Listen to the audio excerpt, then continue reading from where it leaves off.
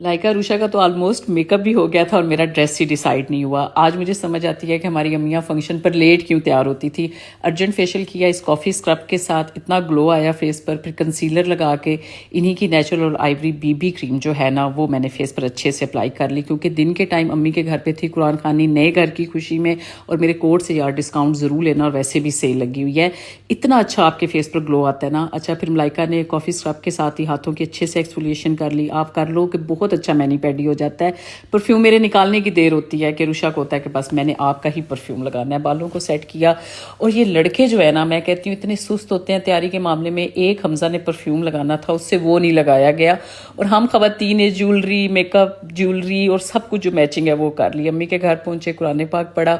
अम्मी का नया घर देख के माशाल्लाह बहुत खुशी होती है। सब बहन भाई आए हुए थे और आप लोगों ने माशाल्लाह ज़रूर पढ़ना है। हमजा अपने सारे कज़न से मिलके बड़ा खुश होता है। बच्चे आपस में लग गए। अम्मी ने खाने का माशाल्लाह बड़ा अच्छा अरेंज किया हुआ था। मैं कहती हूँ कि माशाल्लाह इस उम्र में भी उनकी हिम्मत है कि वो इस तरह की गैदरिंग्स जो है ना वो अरेंज कर ही लेती हैं। अम्मी ने मीठे में सबकी पसंद की कुल्फ़ी बनाई हुई थी, वो सब ने खाई। मामू की, खाला की, सबकी फैमिलीज आई हुई थी। फिर थोड़ी बहुत अम्मी की कामों में जो है वो हेल्प करवाई। माशाल्लाह वैसे भी हेल्पर्स होती हैं, वो सारा कुछ अम्मी के साथ कर ही लेती हैं। फिर अब्बू ने हम सब बहनों को पैसे दिए। इतना अच्छा लगता है ना कि आज हमारी चाहे जो भी एज है, हम जितना भी कमाते हैं, लेकिन अब्बू जो भी पैसे देते हैं ना, सच में उनकी मिलने की खुशी अलग होती है। और गर्मी इतनी ज़्यादा थी, फिर सबको खुदा हाफिज़ किया। आलमगीर ने कहा कि पुप्पो मैंने तो आपके साथ ही जाना है। फिर वापसी पर आलमगीर आ गया और अम्मी ने जो खाना पैक करके दिया था यहाँ पर, फिर हम सब ने गर्म करके खाया।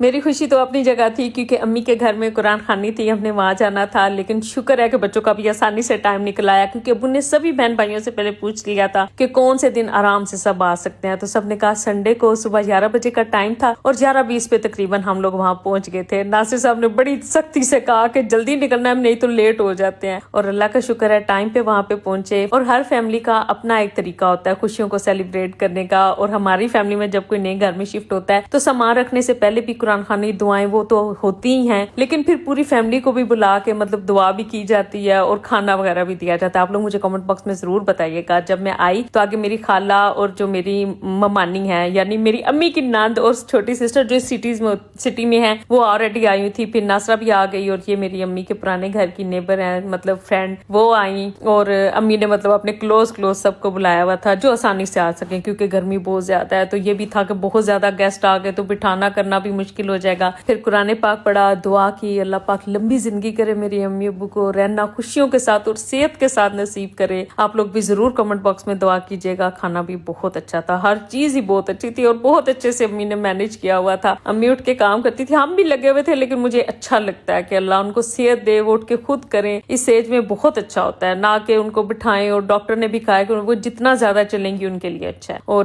ड्राइंग रूम में सारे जेंट्स का वहां पे इंतजाम किया हुआ था। फिर अब्बू ने हम सबको पैसे दिए। मैंने अब्बू को कहा भी कि अभी ईद में है कुछ दिन, तो अब्बू ने कहा नहीं, ये होता है बेटियों का, अब पता नहीं, मुझे इस चीजों का नहीं पता। बहुत अच्छा टाइम गुजरा, बहुत रौनक थी। प्लीज आप लोग भी दुआओं में याद रखा करें हमारी फैमिली को।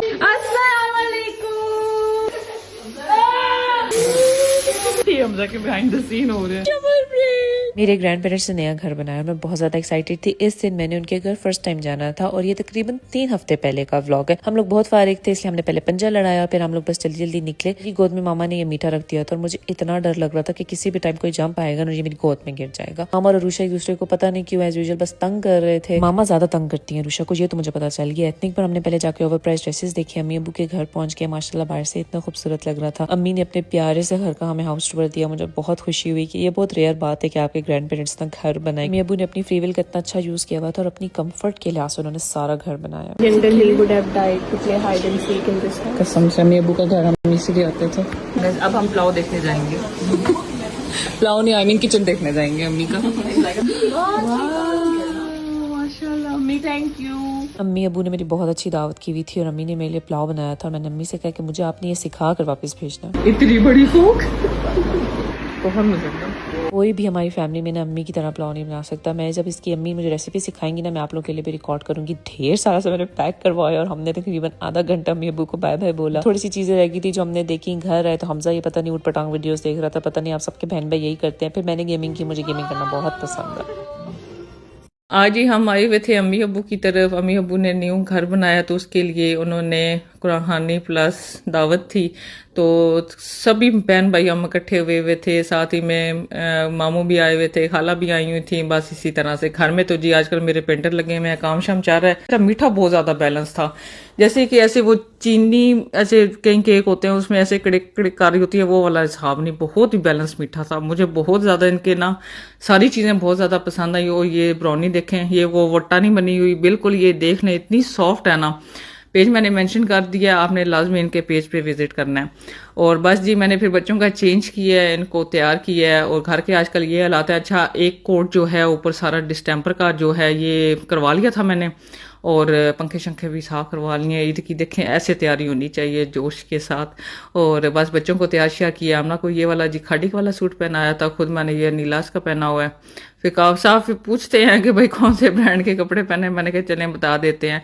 और जी उसके बाद हम निकल आए थे अम्मी की तरफ। अच्छा यहाँ पे सबसे पहले कुरान पाक पढ़ा सबने, फिर दुआ वगैरह हुई और उसके बाद जी फिर खाना दिया था। अच्छा अम्मी ने देख का ही इंतज़ाम किया हुआ था और माशाल्लाह से सब बहन भाई इकट्ठे हुए थे। इतना ज़्यादा कोई मज़ा आया, इतना ज़्यादा एंजॉय किया। और खाना भी बहुत ज़्यादा टेस्टी और मज़े का बना हुआ था, मतलब देख का ही हिसाब किताब था। और यहाँ जी मुकद्दस जो है वो अपनी शूटिंग हो रही है, क्योंकि इसकी कोई कार नहीं था ना रहा, इसलिए कहती है कि मैं अपने शॉट खुद ही ले लूँ। बस जी खाना वगैरह खाया। अम्मी ने इतना ज़्यादा कोई अरेंज किया हुआ था, फ्रूट वगैरह भी कट किया था, अच्छा कुल्फ़ी वगैरह भी बनाई हुई थी, मैं बस उसके क्लिप नहीं ले सकी हूँ।